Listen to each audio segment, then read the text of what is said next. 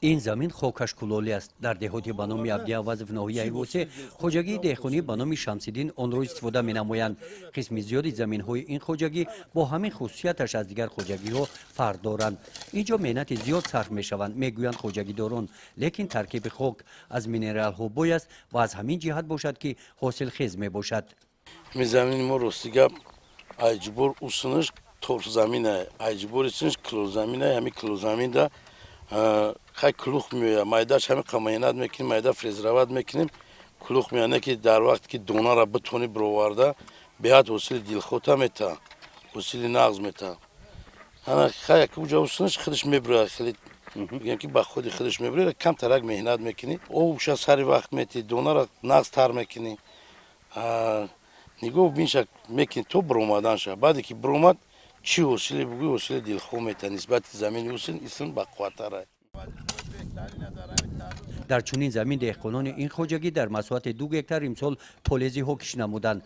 استفاده مهنت دستی و تکنیکی در برابر این تامین زمین با غذاهای سری وقتی از کشت کردهشان دهقانان رویانیدن حاصل بلند را امید دارند. دو حاصل میگیریم ما بعدی گندم با جگوری دون میکنیم با بعدی پیاز تربزش میگیم با تربزی خوب میتا میگیریم دو حاصل میگیریم. خوجگی دهقانی به نام شمس‌الدین در همین محیط به قدر زمین رسیده هر وجب آن را ثمرناک استفاده می‌نماید.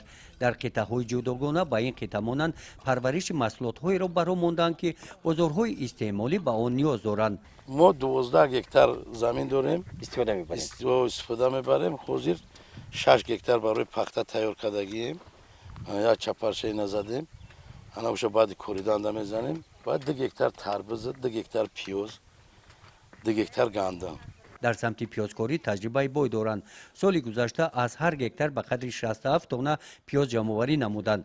امسال هم در مساحت 2 هکتار نشونمای این محصولات کاریده آنها بعد کارکرد درست در حال خوب قرار داشته. خوجگی داران باور دارند که در مقیاس ولایت جمهوری حاصل رکوردی به دست خواهند آورد.